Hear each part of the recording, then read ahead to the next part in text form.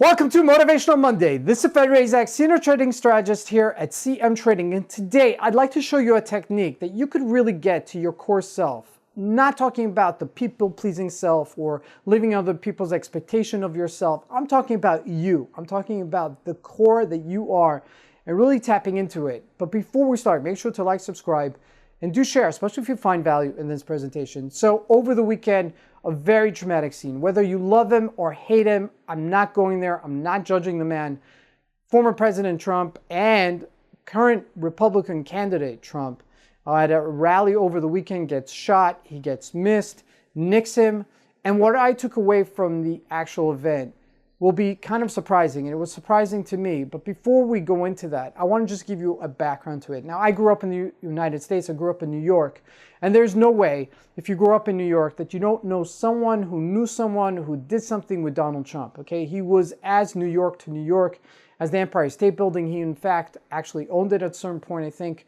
But it's like it was part of the landscape of the United States, especially New York, that Donald Trump was a really big icon. Now, I've seen his life unfold over the years, okay?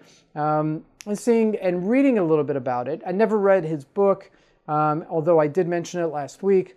I never really tapped into the guy personally, okay? I don't gravitate to his personality, but there have been some things I've read about him. There was a big New York Magazine article on him in the 1990s. Now, he's gone through tremendous strides in his life, okay? He grew up with a father who was invested in real estate. He took that and put it to the next level. He invested in Atlantic City, in some casinos. And there was many times that he, expanded his real estate. And then there came the crash of 1990. 1990 was a horrible year for the real estate market in New York, both commercial and residential. Thing was just coming apart. And it looked like a lot of people were going to be filtered out. And at a certain point, he was almost going to be filtered out, to the point that I believe he one time mentioned to his daughter that there was a beggar on the street, a homeless person. He said, "You see that man? He's actually worth more than me because I'm not in debt over $900 million. And he's not in debt, but I am." So, all that stuff happened to his life. He had a tremendous comeback, obviously coming out with TV shows afterwards and some other, really funky kind of interesting things. But let's put that aside, okay? But I am just looking at some of his accomplishments in life, and his one word came to me after this entire event happened, okay? It was his reaction. It was the one word, and this is called free association. It's basically you ask the person, what's the first word that comes to mind after something like this happens? Or what's the first word that comes to mind if I say this, okay? And you could do this on yourself to kind of see who you are and play this game on yourself. And it's a real good way because you're instinctively answering the question and you kind of find out, what's the first word that comes to your mind? And the first word that came to my mind after this entire event was tenacity. It was unreal. Like, he just got up and raised his hand and he said, "Fight, fight, fight, fight." And I'm not going into judging him. I'm not going to January 6th. I'm not going into all of that. But the strength of such a person, the courage of such a person of raising himself at that point and not shying away and not running scared and not being fearful, that's what I highlighted. That's what I saw. Now, I could compare him to a lot of people. There's a lot of tremendous people out there that we can learn from. Leadership qualities. And I mentioned last week that sometimes that you see these people and you read their books and you read their lives, not necessarily can we become who they are. It's just not possible. We don't have their opportunities. We don't have their DNA. We don't have their circumstances. There's so many things factored in. However, we could tap into some of their traits and then take that and integrate it into our life. And that's what's the most important thing. Now, I could take someone like Kobe Bryant, for example, okay, and do the same thing. Kobe Bryant was a tenacious player. That's the other person that I would put under the word tenacious. I mean, if he would lose a game, he would still get up there the next morning and he would be up at 4 o'clock, grinding even harder.